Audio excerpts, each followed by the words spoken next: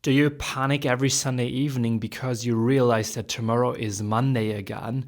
And do you feel controlled and constricted at work?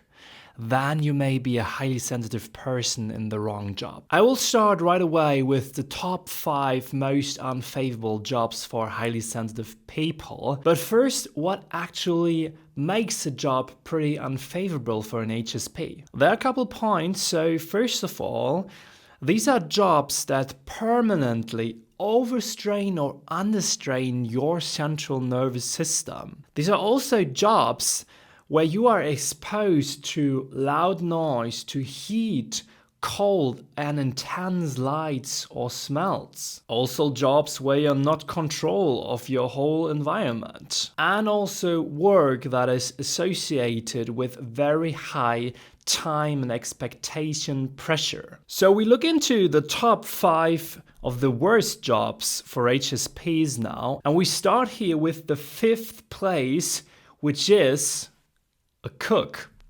So you might think that cooking is something wonderful for highly sensitive people, and it truly is. And obviously cooking is a place where many highly sensitive people can live out their fine intuition and their often existing strengths for creativity. So cooking itself is definitely not the problem. What is difficult for them are rather the challenges associated with that job. Permanent physical exertion, high time pressure, and strong smells and tastes are definitely difficult. So better to write the recipe book than as an HSP, I would say. Then we have the top 4, which is, you probably won't guess it, the influencer. And ironic that this comes from someone running a podcast as a highly sensitive person myself. But in fact, I know firsthand the other side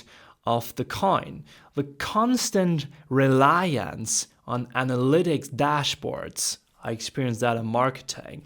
Numbers, figures can drive you insane. However, I mean the job as influencer here also stands for all professions where you are in the public eyes. Because this can create a lot of pressure because you feel like you're constantly being watched by other people. So if you're highly sensitive and really want to become an influencer or a celebrity kind of person, you have to feel really deeply why you want to do this and what drives your actual motivation to do so. Money and just attention alone should and cannot be your motivation in that scenario. Okay, here we have top 3, which is the construction worker. And I think this one is quite obvious, right? Being permanently exposed to heat or cold outside is one thing. At the latest, when physical exertion and tightly scheduled project deadlines are added,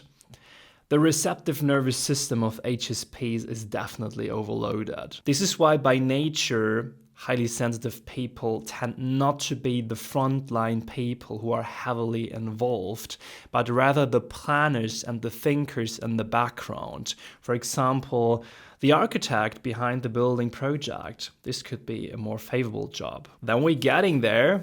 Top 2, which is, I talked about it in the previous episode, the salesperson. Money is important, yes, but if the sole aim is to earn as much money as possible, highly sensitive people often feel out of place. They feel internally that they need a higher purpose somehow. And after all, just earning money for yourself or your boss does not make the world a better place. This is how it feels for many highly sensitive people. HSPs are particularly overwhelmed in the role as a salesperson when they have to reach certain closing figures and certain amounts of money. This creates an incredibly pressure of expectation in them, and they feel like a gear in someone else's system. And now we have it here. Drum roll, this is the worst job at least in my opinion, or what other HSPs say, for highly sensitive people, and it is the office worker. But why is that? Because after all, there is no heat and no cold to which he or she is exposed. The pressure of expectation is also kept within limits, and there is no sensory overload either. But the devil is in the nature of this job itself. If the job is exactly the same, day in and day out, and lacks of meaning, because you're just doing the same task over and over again, it leads to the feeling of monotony and frustration. I think many people would like a little more variety in their job, but especially highly sensitive people quickly feel underchallenged, meaningless, and empty in such a job. In this way, they get drawn into a downward spiral, and it's like a kind of mental torture to have the same meaningless activity in the box with a computer every day. In conclusion, I also want to add, of course, you may be a highly sensitive person and feel good in one of these jobs. I didn't say that that's not possible, really important to mark here. You also may be a non-HSP and not be able to cope with the demands of these jobs either. Each of us is different, and so each job is. I'm curious about, did you already work in one of these 5 jobs? Definitely share your experiences here on YouTube or in the FAQ section of the podcast. If you don't want to miss any upcoming episodes, definitely make sure to subscribe to the podcast here on YouTube, Spotify, iTunes, wherever you listen. Also make sure to check out the book list in the description, and I see and speak to you in the next episode. Have a great day.